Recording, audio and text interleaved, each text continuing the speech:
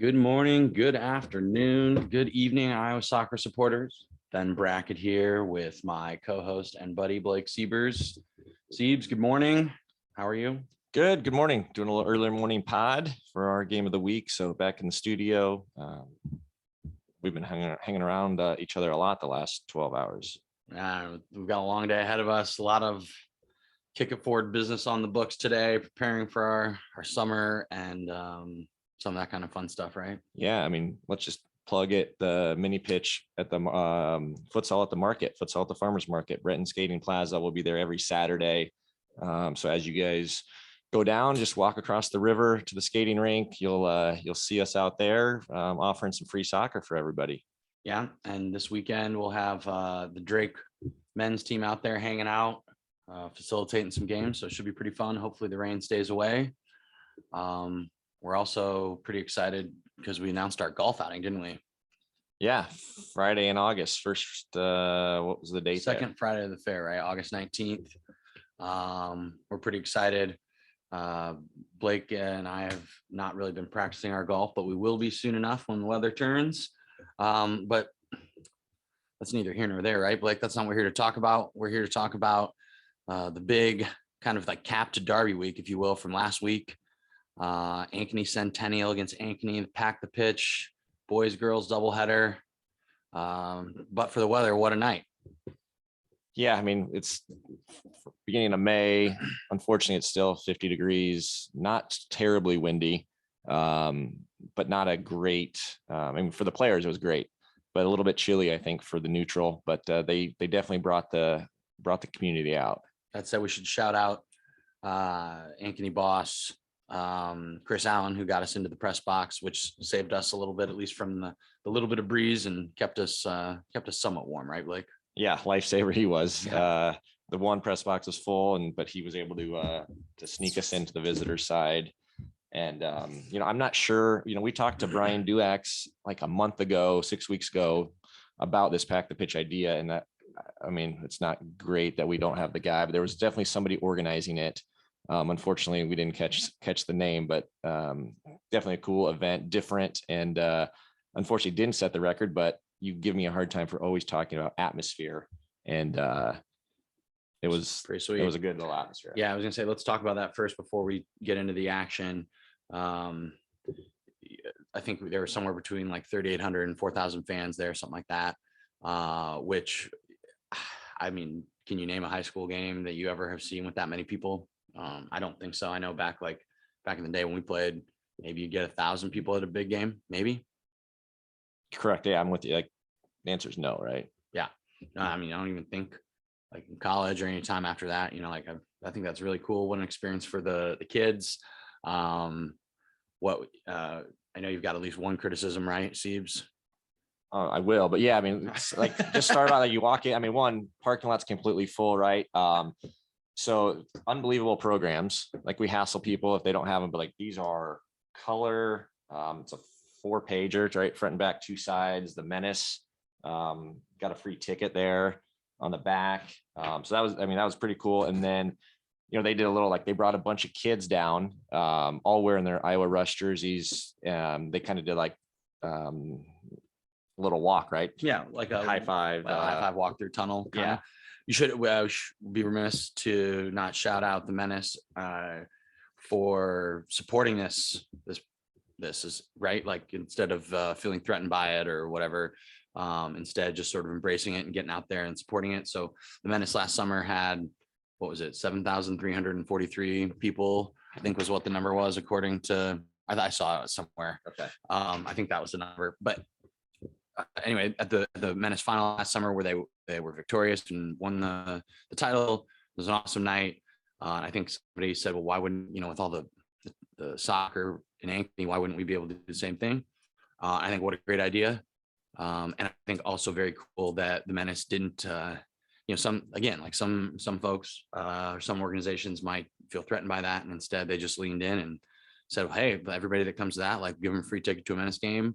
We'll be out there. They had the Menace mascot running around. Not the best mascot I've ever seen. I've seen at least one better, but yeah. little nostalgia there for you. Yeah, a little bit. Yeah. Let's talk about the game. Yeah, let's go for it. Yeah, I'm interested to hear your thoughts on the first like 60 minutes, but weirdly, again, our cameraman went missing. Traffic, I'm sure. But so you started off the game and actually a pretty good referee decision. So Mike Luke, I think, not sure how to pronounce his last name, but was a referee. And we were sitting with our good friend Sean Geiza, so it was interesting hearing his perspective. But he made a good decision. There was a dodgy tackle by a Centennial boy, and just in the beginning part of the game, and he did not, like, it could have argued that it was a sending off. But we talk about, and you hear people, pundits on TV talk about big derbies, big rivalry games that are competitive. Referees want to be center of attention, and as soon as you send somebody off, it completely changes the complex landscape of the game. He didn't do that. He talked to the player. Unbelievable, good decision, I think, to do that. Also, there's a couple, I thought, questionable PK calls on each side in the first half. Calls or no calls? No calls. Big difference. There is a big difference. He didn't give them either way. It was one for each team, but I suppose the ball never lies, and didn't give them. But then, Rashidi, we can talk about him a little bit. So there are a couple key moments there in the first half. With about 7 minutes to go, he missed like a complete sitter. Number 17, Andrew Heckenliable. He was actually caught my eye. He was good. Played up top, tall, skinny kid. Only a sophomore, but pretty dynamic, threatening throughout the game. They pressed. He won the ball. Played it to Rashidi, who kicked the field goal, unfortunately. But go ahead, Ben. I was going to say, you give me a hard time for being late, but I did. And you tell me this is true, but I walked as I was getting out of the car and walking across the parking lot. I heard the first goal get scored, and man, it sounds like Centennial had the run of play. Well, that was it. After the goal was after halftime. It's not true. Was it true? Okay. Yes, it's true. So we're jumping ahead.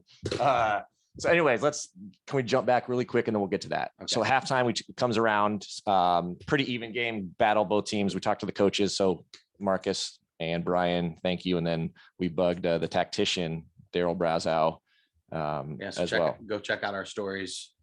Listen to those interviews. Those should be entertaining, right, Blake? Yeah. And there was one of our sources caught Daryl with an iPad on Monday, I believe, looking at video, trying to figure out how to break down and how to contain Lucas Newhard for the Hawks. And they did a really good job in the first half. He wasn't threatening. I think he got around the corner once, but otherwise he's near the top of the league in goals. We've known him now for a couple of years. He's been to our mini pitch high school event. And his story is just like semi-unique because he's been homeschooled, right, throughout most of his education and playing club soccer. And so this is his first and only year of high school soccer that he'll be playing. He'll be going to Grandview in the fall, and good little player. And it seemed like he was like the first word out of the mouth of all the coaches, basically, as they were talking about the game, right? Yeah, and I think it's fair. He's, to me, we haven't seen everybody play, but like probably in contention of the best players, yeah. But yeah, in the state for the boys. But yeah, like you said, so after halftime, again, second, so Centennial scores through Ty Duax, who was, I thought, again, another sophomore. I think he is. Yes. Yeah, good. He was, again, like he came to the mini pitch stuff. So but like, I thought I was impressed with him as well. But again, Andrew, however you pronounce your last name, but again, creates the goal, getting around the corner. Again, he was dangerous on that left side throughout the second half. Yeah, and just a little scramble in front of goal then, finished by Ty. And as I was trying to say previously, although I was correctly cut off, as I was walking in the stadium, I mean, the place went crazy. It was really cool, very cool to hear it. And I imagine it was pretty loud inside. Yeah. So then, I mean, Centennial kind of kept their foot on the gas there. Rashidi missed another one, which Duax talked a little bit about it at halftime and then after the game, but with about 25 minutes ago, almost to ice it, I think. Again, I don't think it went through the field goal. I think it went over the bar underneath the football upright, unfortunately. But But yeah. And then we get to Rashidi, keep your head up, get the next one. yeah, you're putting your chances, giving yourself chances, right? And talk to Exactly. your coach to help show you a little bit how to finish it, because Maybe. he scored some goals back in his day. That's true. It's true. So then, I mean, I think then it's really it kind of becomes a quick story from there. I think like the tides turned. What do you think? What was the difference there, Siebes? Why then all of a sudden did the game turn on its head so quickly? Traditional, right? Like you don't necessarily go for the second or third goal. You start to naturally kind of pack it in a little bit. The other team starts to press, throw things forward. They have nothing to lose. And sure enough, the guy had been quiet, but talked about scores a goal off a corner kick. Yeah, and what are we going to call it? We're not going to call it Olympico. I don't want to go as far as say it was a dubious shot, but was it a cross or a shot? That's what I'm curious about. It's from the corner kick. Yeah, I mean, it's actually a pretty bad corner to me because he just drives it straight at the near post, and the goalie basically punches it directly into the side netting. Right? I mean, that was essentially, yeah. Like maybe not directly. Sorry, Lucas. Like again, I think you're the best boys player maybe in the state, but like that was not a great corner. I would just be really curious if like, I don't know, like what was he really thinking he was going to sneak it in, or what was the deal? But regardless, that to me was like a major turning point, because as soon as that happened, I mean, it was, you heard, hopefully if you've checked out our stories, and Blake definitely heard it because he had the chat with Marcus there between the end of the game and overtime. And what was Marcus's comment, Siebes? You don't remember? No, he's just like, let's go get the other one. Yeah, it was momentum. It was like, we got the momentum. Let's go, straight out of the gate. And he had him riled up going out there, didn't he? He did. So like, it was interesting. So like, again, we talked about guys with this in refereeing. So there was a 5-minute intermission between the game and overtime starting. So we were down. They were like, hey, let's go talk to the coaches. So we talked to Marcus, and there's like 2 minutes left. So we're like, oh, let's go talk to Brian really quick. And all of a sudden, like the clock operator both teams are ready to go, right? They both wanted it. And instead of the clock continuing to run, they start the game, start the first overtime. And actually like first ever in-game interview with the coach, Brian. So thanks. It was crazy. It was. And that, I don't know, that was probably my personal favorite part of the game was when the linesman kind of brushed you off, give you, and you just kept your composure, focused on the interview. And it was as Brian was talking about how they had to keep their composure. So I liked it. But it was a quick little overtime though. I mean, not even a minute in, right? Correct. Yeah. So Yeats, big diagonal ball, wins the ball. Yeah. Which he was really good. That number 11, Mason Yeats. I hope he was there's two of them. The number 11 Mason I thought was good throughout the game. But one of them played in and behind, right? And big diagonal ball. The center backs didn't deal with it very well. And Newhard just basically like, I think he just sort of got to the spot first, and, he anticipated where the ball was going to go. And, the poor goalkeeper kind of got himself stuck in no man's land, right? Like either if he stays on his line, he's probably not in great shape, or he just has to come like a crazy person off his line. So I think he was sort of stuck in between two minds a little, which that's one of the toughest things as a goalkeeper, right? Ball over the top, not, do you come, do you not come? I don't know. Talk about starting position, right? Yeah, exactly. Too deep. If he's a little higher. Yep. Maybe he just scoops it up. But Bedlam. Yeah, you want to talk about being loud. Yeah, holy smokes. And I think that was it was super cool. And I think that that's like what high school soccer is all about. And so that boys game had a buzz to it. People were flying around. I think there was a little, we talked to the coaches about like the emotions and stuff. And I think everybody managed their emotions well, but they also gave us a good game. Yeah, absolutely. I would definitely agree. Just anybody you want to talk about bracket. And remember last year that Evan Larson, the Centennial center back, wasn't super noticeable, but I think there's a reason why Newhard struggled a little bit, because again, he was really good last year, the state tournament, and I thought he was good again last night. Yeah, I think the one thing I would say is just like that about Newhard is, like maybe didn't play his best last night, right? I mean, we talked about that. He probably had, they had guys falling around. Literally both Duax and Brazow, mentioned him as like a danger boy. So I think the fact that he was able to just like keep going, get a scrappy first goal, and then, scores the winner. That's what good players do. Yeah, absolutely. And just the other boy, for Connor Wahlberg, he picked up a little injury, I think, at halftime, right? We picked up on that. We probably shouldn't have, but we were just in the right spot when they were talking. But you could tell he was hobbling a little bit in the second half, but I thought throughout the game he was also another guy to point out who's good. Yeah. So this was the question we asked last time. What do you think about state tournament for both these teams? To me, I think these are two teams with strong capabilities. I would be surprised if the Hawks don't find a way there, just based on their undefeated record and that kind of stuff. So they should have an easy path to sub-state, but I also don't see Centennial being an easy team to keep out of state. It'd be fun to see two Ankeny teams there, I suppose, right? Absolutely. That'd be unbelievable. Yeah, and currently ranked number 1 and number 4. Obviously, I mean, Ankeny surely will stay atop after beating the number 4 team. Centennial, who knows? But I think they had won. They're now 10-2, but they had won 6, 7, 8 games in a row, something like that. So let's run down the rankings here quick, Steve. So you said Ankeny is going to retain their number 1 spot, which I think seems reasonable now that they're 14-0. How's it go from there?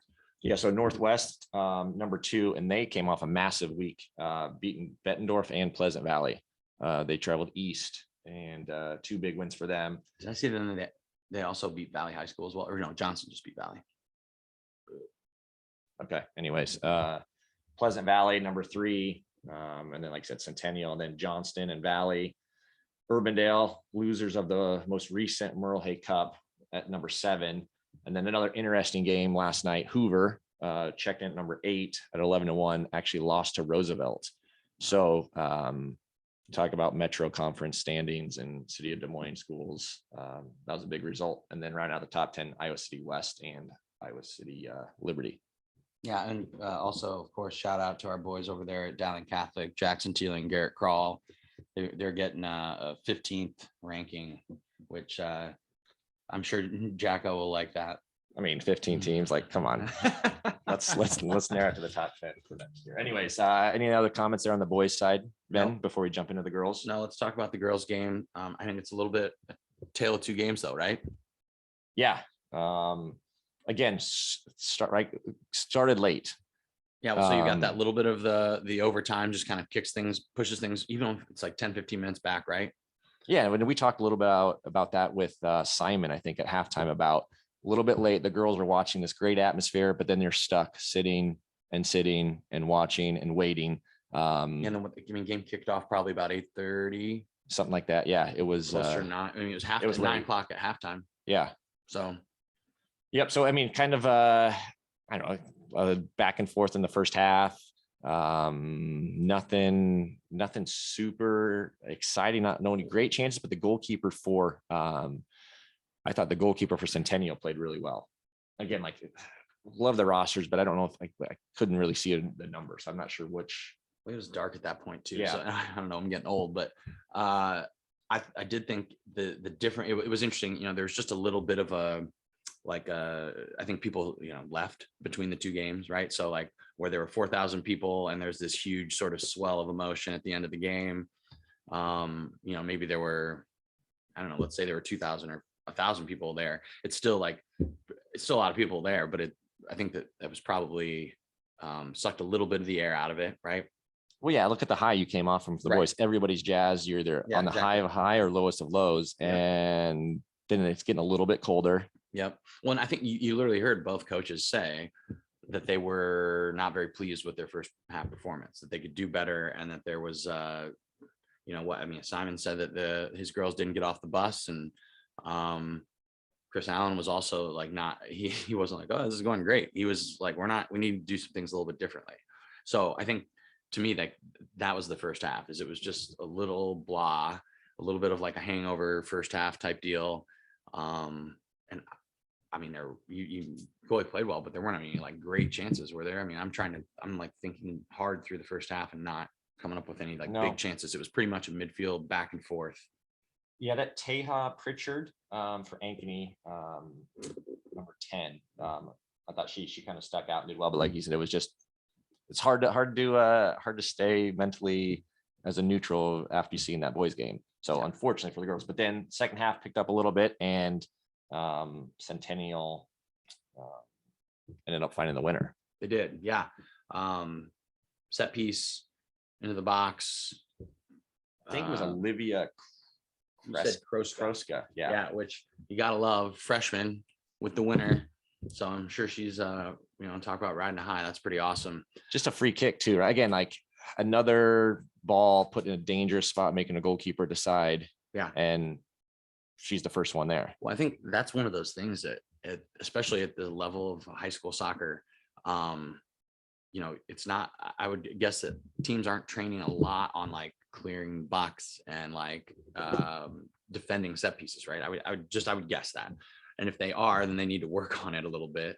But I think from an attacking standpoint, like if I'm a coach, I'm putting balls in the box, getting them on top of the goalkeeper, making, getting between the lines, right? Get it between that last line of defense and get it between the goalkeeper, make some decisions, and making sure people are running hard through the box and being optimistic or whatever, anticipating where the ball is going to go and not, assuming that maybe it will get through and you can get on the end of it. Anyway, so to me, that would be like if I'm a coach, that's definitely on my list of things. And if I'm if I'm a coach, I'm probably spending some time working on my defending set pieces, right? Like, I don't know. That's something you work on at the college level. I don't know if it really happens much at the youth level though. No, I would agree. It'd be interesting. But again, we talk about, right, so many games, so many short time frames. Yeah. Well, and I also think we talked about this too, right? The amount of the level of detail that goes into the game at a high level is pretty significant. And so to counter that with, a group of kids coming together for a really short period of time, all with different backgrounds, all from different clubs, all that kind of stuff. Some of that kind of stuff, some of those little details, they're hard to get through to everybody, right? Like, because even if let's say you teach everybody 1 year, like next year you got to teach a whole nother group. So it's definitely a challenge. What do you got for me? Yeah, just pulled some stuff up. Yeah, just a couple people like the Ali Mackey, Ankeny Hawks freshman. Didn't realize she was a freshman. She was pretty good, I thought, as well. Stuck out. And then I'm gonna call her our new friend, Pennington Elena, I think is how you pronounce her first name. Yeah. Scored our goal of the week last week, I believe. A bomb with, I think, her left foot. But she for the Centennial, I thought she was pretty good as well. So just a couple girls to point out. Yeah. But I think overall, I think just a really cool atmosphere, great night. I mean, and I think maybe the other thing we should talk about is just all the like the soccer community that's out there. You had coaches from all the clubs, big Rush presence last night. Well, we got to talk about like, we do, absolutely we do. The what do you like the Twitter banter. spats? We'll banter. Okay. I think we can call it banter. I don't know how serious it is or not, but yeah, I think love it. Yeah, of Great. course. I think it's interesting. We've got all the basically clubs wanting to make sure that they get some credit for the players that they've developed, which is totally fair. I think it's also just like an interesting thing because like kids come from all sorts of places, and a lot of times like the thing that gets them going probably isn't like has nothing to do with where they play soccer. It's probably some other thing. Like they like went to a game when they were 7 and they were like, wow, this is incredible. I want to be a soccer player. Or they had an older brother that played or an older sister that played, right? Like that's what makes kids, that gives them the buzz. Or they really have just like a fun time playing, right? I don't know that like these it makes it sound like these programs are like factories for soccer players. Like they're like churning them out like I don't know, like little widgets. I mean, to me, it's like you're bringing like eyeballs. You're talking about it like it's great. It's comical. It's laughable. I don't know what they think it is, but like love seeing the poking and the prodding and like, hey, these are our players. No, these are our players. And yeah, regardless, I think it's really cool that the clubs are supporting the high school soccer. And I think that when we're looking at all the different levels that are out there, I still think high school soccer, bang for your buck, is pretty high up there, right? Like it's a place where you can think about somebody like Lucas Newhart, right? Like he's been in homeschool. He's going to go to college next year. Like think about how formative this year is for him. Yeah, absolutely. How cool is that? I mean, and you think like too, like high school football games on Friday nights, the whole community shows up. It was like last night. Yeah, it's like last night. You've got Sporting there, you've got VSA there, you've got the Rush obviously there in their own backyard. So it was cool. And if we can, as a community, can continue to like, I mean, the then Drake you had- Pat Flynn was there. And you had Menace there supporting it, Yeah. right? I mean, like that is what's cool about it. And hopefully, the state tournament will bring that sort of level of community out, and then, kind of bleed over into the summer so we can continue our soccer community at the Menace games. And Yeah, so I mean, my challenge ask is like clubs keep promoting the heck out of the high school programs, keep making club nights, but like don't make it one night, right? Get out there to get the kids out there to every game, have the kids be in the tunnel every game, like keep working with the high school coaches to promote it. And just for you Seavers, I would challenge them to also continue to support the college game in the fall, because more and more players are staying local and playing at places like Drake or Grandview. But then also, like, the Drake coach is out the game last night. Like, that's super cool. He's supporting that, like that's not something that I can, I don't think has always been happening. No, that's 100%. So, girls rankings really quick. Yeah, let's get there. Kind of jumped all over there. So going into the game, Ankeny was number 2, Centennial was number 4. Obviously that's going to change after this week, but just because I'll let you kind of kick this off just with the tie here for number 1. The old tie. I don't know that we call it a tie at this point. Valley, you're an alum, so correct. No, I was just going to say Valley is ranked number 1. They're 10-0. You're tied to the program. Oh, like my the tie. school, I thought like you were saying there's TI, no like tie to the first place ranking is Valley. No, okay, right. And so I guess this your affiliation. Yes, Sorry. correct. Yeah. So let's go. Tigers ranked number 1, 10-0. Ankeny will be behind them at number 2. It says their record is 9-9. I'm going to go ahead and go with no on that. I would imagine they stay in that same spot though. Then you've got Council Bluffs, Abraham Lincoln, Centennial at 4. What am I reading wrong? Like, oh, you were just looking at me. Ankeny lost, and you think they stay at number 2? Oh, I read it wrong. Good. No, so Centennial probably jumps up and Ankeny probably drops down. I apologize. Sorry, Steve's good save. I thought you were looking at me funny about Council Bluffs, Abraham Lincoln, because man, I don't remember last time they were ranked on the boys or the girls side. So that's awesome. I think they got some Omaha club Gretna ties over there as well, which probably helps a little bit. Yeah. So you've got Waukee Northwest at 5, Linmar at 6, Pleasant Valley at 7, Dowling Catholic at 8, Roosevelt at 9, Muscatine at 10. Shout out to Johnston at number 13. That's it. We can't talk about after 10. We won't go. Well, sorry. I always like to give the Central Iowa schools a shout out, but the one thing looking over just like at the last week rankings over here that they show where the teams were one week and then where they were the other week, and it's really like sort of like the same 10 or 15 schools sort of just like oscillating in there, jostling for position. So we don't know when state pairings come out, right? Sub-state pairings, do we? No, but we're getting close. I think there's actually some debate about the last couple games maybe not counting towards. Somebody was complaining about that. I don't know how true it is, but something about the seeds and the districts coming out while there's still a couple games to be played. So the last couple games not necessarily counting towards those placements, but I would imagine they would factor into the state seeds for the winner. I would imagine, right? I would also imagine that. Yeah. Well, we'll see. In the meantime, stay tuned. Follow us on all the social medias, Facebook and Instagram at KIF Soccer, Twitter at KIF_soccer, or just check out the website at www.kifsoccer.com. What else is going on, Steves? We're pretty excited. We're going to get ourselves an interview pretty quick here with the new Grandview coach. So keep your eyes and ears peeled for that. What else? I think that's it. All right. Well, let's hope that spring comes soon. We'll see you next. Well, what's game of the week next week? Do you know? Well, let's tease, but just real quick, shout out to the Wanderers. Yeah. Here's our YouTube channel that we didn't talk about, but it's a little warm in the studio today, so I've put on the old Wanderers shirt. RIP. RIP. See you next week.